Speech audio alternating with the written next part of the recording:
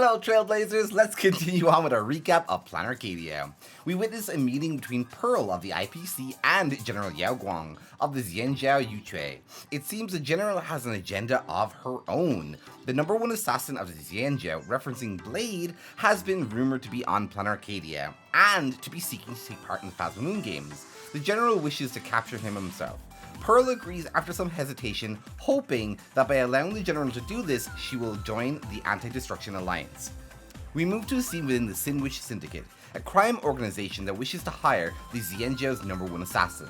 The general, having intercepted the job offer, hires Tin Yun to pose as him to find out what they wish of Blade.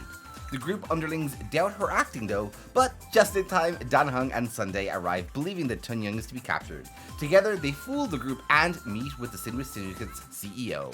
He reveals that his group is suffering and will not survive the current environment of Planarcadia, and thus they need to reform the reputation for that to happen. But for that to happen, he needs someone to take part in the Phasma Moon games, and have the Sinwish Syndicate act as a sponsor, thus earning some goodwill with the populace. The three receive the mask from the CEO and head to the rooftop to meet up with the General Yao Guang. She reveals that she has a very calculated plan in place and that her life is at risk.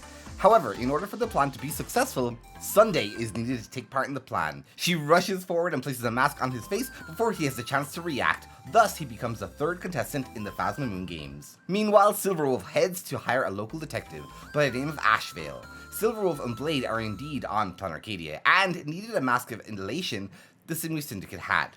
She is hiring Ashville to seek out the mask and he agrees but quickly sells out Silverwolf to the IPC.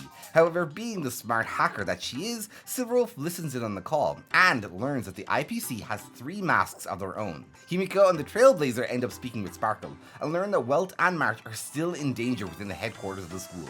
However, they do need to regroup. Through a strange turn of events, the Trailblazer ends up as the president of a journalism company, and the group decide to use it as their headquarters. Everyone is caught up on what is happening before Sparkle invites Himiko and the Trailblazer to the Tavern, a base used by the Masked Fools. Sparksy was last seen there, and Sparkle thinks that there are some clues there. However, she cannot take them to the tavern, they must discover it themselves, and thus Himiko and the Trailblazer leave in order to find it.